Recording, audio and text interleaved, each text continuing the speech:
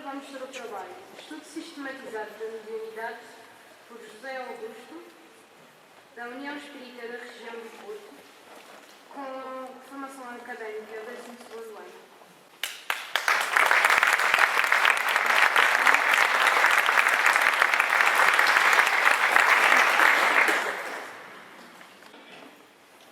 Minhas senhoras, meus senhores, amigos e irmãos do Diálogo Espírita, quero reiterar os votos de uma boa tarde para todos, na paz de Jesus.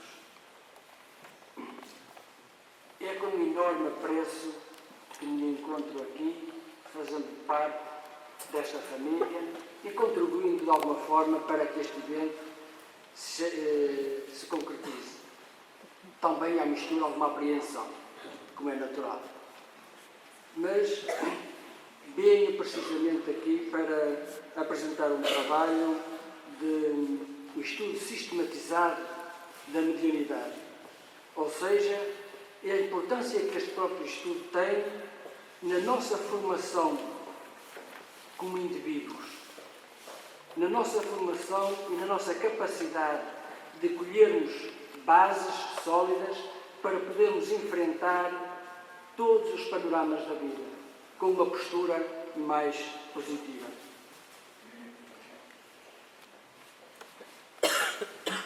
Por isso, eu não sabia que a apresentação era feita inicialmente, por isso eu tinha criado um slide fazendo a minha apresentação. Vou repetir, por isso o meu nome é José Augusto, venho representar a União Espírita da Região Porto e trago precisamente para vocês uma reflexão acerca do estudo sistematizado.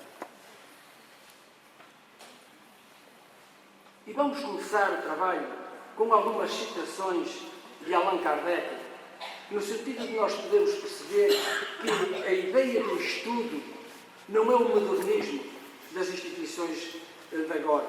Não, a ideia e o enfoque para o estudo já vem do tempo de Allan Kardec, onde ele, em várias obras, ele enfatiza exatamente, incentiva-nos a todos ao estudo. Não só para alguns, mas para todos, sem exceção. Tenham ele o nível intelectual que tiver, tenham ele a classe social que tiver. A doutrina espírita é uma doutrina para todos. E então, as citações são estas. Ninguém, pois, se iluda. O estudo do Espiritismo é imenso. Interessa a todas as questões da metafísica e da ordem social. É o mundo que se abre diante de nós. Será de admirar que o efetuá-lo demanda tempo? Muito tempo mesmo. Quem deseja tornar-se versado numa ciência tem que a estudar metodicamente, começando pelo princípio e acompanhando o encadeamento e o desenvolvimento das ideias. O que caracteriza um estudo sério é a continuidade que se lhe dá. E isto está no Livro dos Espíritos.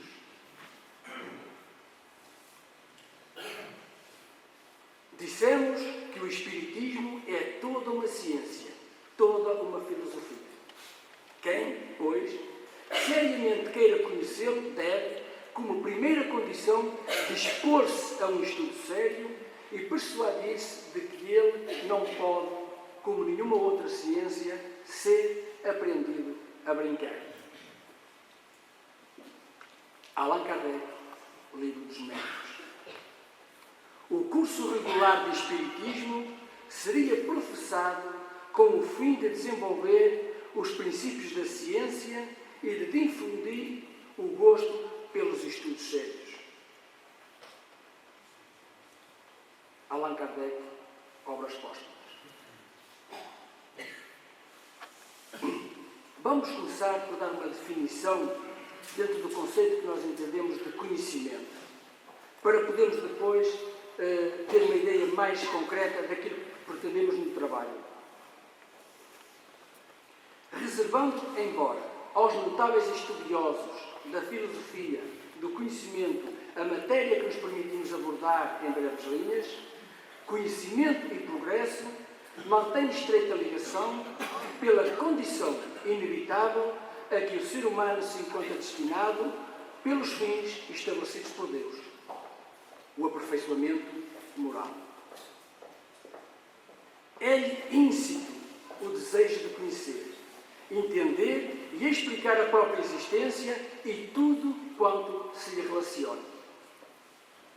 Considerando o conhecimento como aquisição e organização de informações, segue o ser humano em incessante adaptação ao processo de sobrevivência e evolução, dinâmica que nos mantém em aprendizado constante e aprofundado sobre os mais variados temas.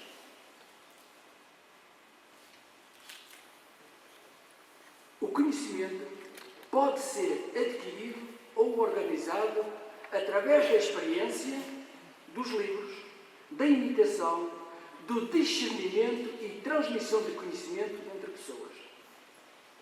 Se a aspiração ao conhecimento é natural, já a vontade ou as condições para o adquirir variam por inúmeras razões, mas que não deixam de fazer a diferença na sua fixação. Importa-nos, sim, reiterar a afirmação de que o desejo de conhecer é íncito à criatura humana. E quanto maior for a vontade e a dedicação aos assuntos de eleição, mais habilitado estará para os compreender, explicar e vivenciar. Conhecer é patrocinar a libertação de nós mesmos, colocando a criatura humana a caminho de novos e mais elevados horizontes da vida. Nós podemos verificar por aqui que o conhecimento, podemos observar que o facto do desejo de conhecer é íncito na criatura humana. Ou seja, está intrínseco em cada um de nós o facto de conhecer. Podemos utilizar esta expressão, é quase instintivo em todos nós o queremos conhecer. Agora, aprofundar o conhecimento é que já vai uma grande diferença. Porque aprofundar este conhecimento já depende da nossa vontade, já depende da nossa motivação em querermos aprofundar este mesmo conhecimento. Se nós recuarmos no tempo, ao tempo de Jesus, no Evangelho de João, no capítulo 14, versículos 6 e seguintes, Jesus diz: eu sou o caminho, a verdade e a vida. Quantos milhares de criaturas tiveram a curiosidade de saber quem era esse homem? Inclusivamente os fariseus. Quem é este homem que faz tantas coisas? Era íncito de todos eles em querer conhecer, tomar contacto com aquela personalidade. Mas depois Jesus, no Evangelho de João, no capítulo 8, versículo 32, diz assim: conhecei a verdade e a verdade vos libertará. Quem foram aqueles que se predispuseram a conhecer a verdade?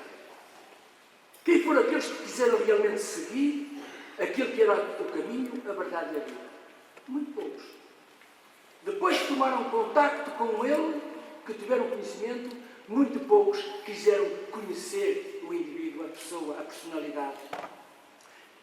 Poucos se interessaram em perceber qual era a essência daquela criatura sublime que manifestava prodígios. Porquê? Porque isso implicava dedicação, implicava estudo, querer saber, querer aprofundar aquilo que conheceram, aquilo que tiveram o primeiro contacto. E então agora vamos ver uma definição de estudo. Vimos na primeira parte conhecimento e agora vamos ver estudo. Podemos considerar o ato de estudar como a aplicação da inteligência e interesse em aprender, instruir-se, adquirir conhecimento, habilitando-se à correta interpretação das matérias e sua escrupulosa aplicação. Quais os meios para realmente obtermos esse estudo? Estudar, observar, refletir, perseverar. São estas as condicionantes que nos levam a adquirir, a aprofundar aquilo que nós temos o primeiro contacto, o conhecimento. Mas se nós não interiorizarmos estas nuances, estas observações, nós ficamos pelo conhecimento e não aprofundamos através do estudo. Valioso adágio relembra que o êxito no trabalho sério e digno possui 10% de inspiração e 90% de transpiração. Conhecer e estudar são matérias relevantes também para os espíritas, seja sob o ponto de vista pessoal ou coletivo. A codificação espírita, em particular, é bem o alicerce para o qual devem convergir atenção, esforço e dedicação se desejamos fruir a sua magnífica proposta. Estudar para aprender a servir é o feliz e inevitável roteiro na obra de aperfeiçoamento a que o homem se encontra vinculado por determinação divina. Como nós vimos, o conhecimento é intrínseco em nós, é quase que instintivo. O aprofundar esse conhecimento depende da motivação que cada um se dedique para aprofundar esse mesmo conhecimento. Então, meus amigos, o trabalho que eu trago hoje é estudo sistematizado da mediunidade. Mas nós sabemos que a natureza não dá saltos. Nem a nossa natureza humana dá saltos. Para que nós possamos adquirir arcabouço do estudo sistematizado da mediunidade, nós temos que ter previamente um estudo que nos ajuda a assimilar o que é a mediunidade. E então nós elaboramos e estruturamos o nosso trabalho, esta última parte, onde nós, inspirados nos livros de referência, nós estabelecemos um conjunto de perguntas e respostas, para que realmente seja mais fácil nós podermos assimilar e ir ao encontro de todos os presentes. E então o estudo sistematizado começa na sua iniciação. E aqui como há um fator motivacional para que nós realmente possamos estudar, compete na vertente espírita às casas espíritas, às instituições espíritas, incentivar, criar estímulo àqueles que se abeiram para que eles se dediquem a esse mesmo estudo. E aqui existe já um trabalho de fundo de cada criatura, de cada dirigente, de cada trabalhador da casa espírita, no sentido de estar estruturado para poder receber essas criaturas e incentivá-las ao estudo. E então passamos nesta primeira fase, iniciação. E começamos com uma primeira pergunta. Quais os recursos que o centro espírita deve disponibilizar em favor das pessoas que lhe procuram apoio? Qual é o trabalho do centro espírita? Pegando nas palavras de Jesus, ajuda-te e o céu te ajudará, nós podemos transcrever para aqui. A pessoa perturbada pede ajuda. A casa espírita deve lhe ajudar. Quais são os recursos que a casa espírita tem para poder ajudar a criatura? Vamos ver.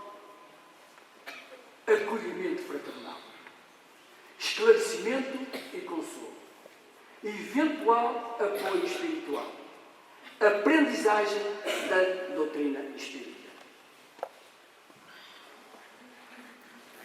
De entre eles, qual a mais importante? De todos estes conceitos que nós verificamos, qual será a mais importante? Aprendizagem da doutrina espírita. No entanto, deve sempre imperar o bom senso. Porque, muitas das vezes, as criaturas que se abeiram da casa espírita não estão estruturadas emocionalmente para se poderem ser integradas logo de imediato no estudo. Então, em nota, embora importante a aquisição de conhecimento espírita, recomenda ao bom senso que não se radicalizem prioridades. Face ao sofrimento, as terapias espirituais existentes deverão ser disponibilizadas onde a dor se fizer presente. E então temos que ter esta sensibilidade. E isto vem pelo estudo de fundo. Os elementos que recebem aqueles que chegam à casa espírita têm que estar sensíveis, preparados para saber abordar o indivíduo no sentido de o conduzir da melhor forma e saber se ele realmente deve ir para o estudo ou não, se está em condições emocionais, psicológicas de poder ser integrado no estudo. Isto é um trabalho de fundo que todas as casas espíritas devem fomentar. Por que razão? Por que razão é que o estudo da doutrina espírita é mais importante? Através do estudo, encontramos um roteiro que nos possibilitará compreender as razões das nossas aflições e meios de superação através da reforma íntima e prática do bem. Estudar a codificação espírita no seu tríplice aspecto filosófico, científico e religioso favorece o instruendo sobre o correto conhecimento doutrinário, dotando de melhores recursos intelectuais e morais para o desempenho honesto na seara espírita, como os médiuns em particular.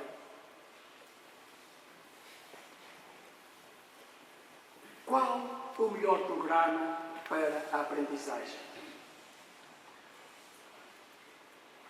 Frequência das reuniões públicas da exposição doutrinária.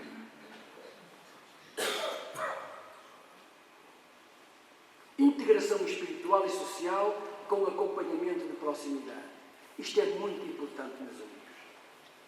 Nós estamos sensíveis nas nossas casas espíritas para saber acompanhar aqueles que entram pela primeira vez e saber estar atentos aos seus comportamentos, ao seu estado motivacional. E isso é a competência dos trabalhadores da casa espírita nessa área. Perceber qual é a motivação daquele que está pela primeira semana, segunda semana. Saber integrá-lo, dar-lhe o apoio, fazê-lo chamar à família e não fazer o atendimento primeiro e depois deixar andar. Não, temos que ter esta consciência que vem à casa espírita pedir ajuda. E então nós devemos dar a ajuda inicial e fazer o acompanhamento para que realmente ele se sinta integrado na família daquela casa. Frequência em reunião de estudo mais aprofundado da doutrina espírita, quando tem condições já para isso. Estudo de obras que me melhor facilitem a assimilação dos ensinos provindos da codificação espírita. Ler, meditar, aprender e discernir. Assimilar as lições da codificação, mas examiná-las igualmente à luz do Evangelho de Jesus, realçando, tanto quanto possível, a importância da evangelização no processo de crescimento interior. Tem que estar sempre connosco o Evangelho. Tem que fazer parte das nossas vidas. É o roteiro, é o farol que ilumina o nosso caminho. Então, em todos os momentos, nós temos que ter à mão, dar índices, dar características, dar informações sempre paralelas com aquilo que o Evangelho nos ensina, com aquilo que o Evangelho nos propõe para que nós possamos seguir e realmente interiorizarmos isso. Como diz Jesus, se o sabeis, bem-aventurados sois se o fazeis. Mas para que realmente nós o possamos fazer, temos que saber. E não saber só de uma forma exterior, mas interiorizar aquelas informações. E o Evangelho dá-nos essa garantia, dá-nos essa certeza, dá-nos essa fé de nós prosseguirmos o nosso caminho em direção aos planos superiores da vida. Quais os livros recomendáveis ao instrumento para o estudo? O Livro dos Espíritos, o Evangelho segundo o Espiritismo e demais obras da codificação. O Evangelho como recomendação para estudo mais regular.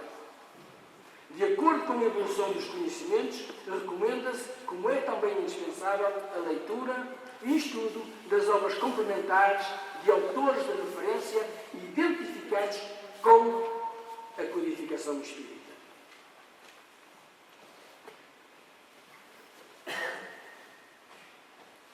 recomendavam a leitura de obras espíritas antes da codificação?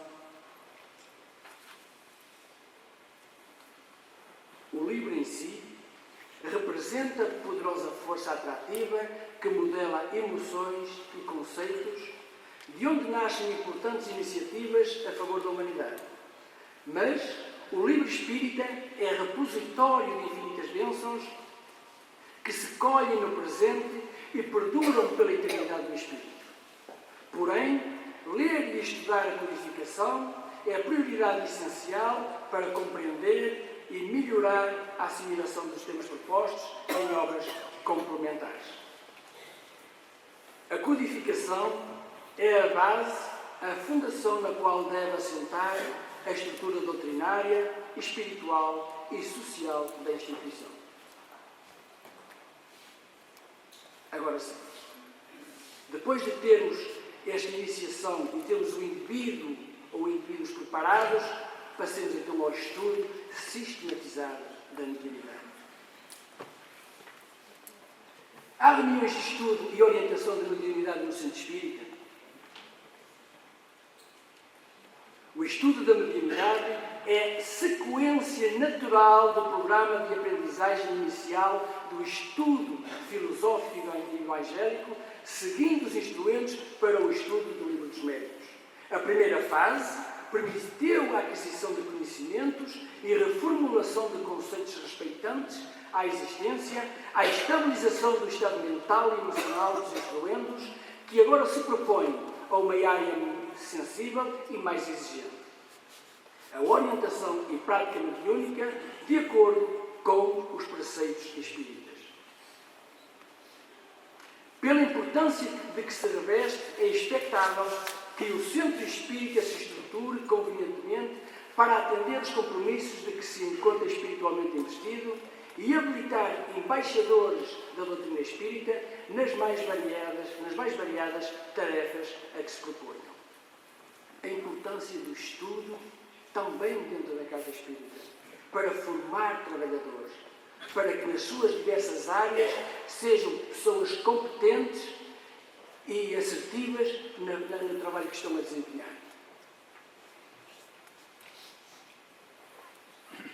Embora conscientes e motivados para a implementação do estudo em geral e da mediunidade em particular, é recomendável ponderação e empenho na habilitação adequada de monitores para o desempenho de tão importante tarefa. O Centro é a escola de indução espiritual onde os trabalhadores de hoje devem prosseguir com fidelidade as recomendações e tarefas dos mestres de ontem.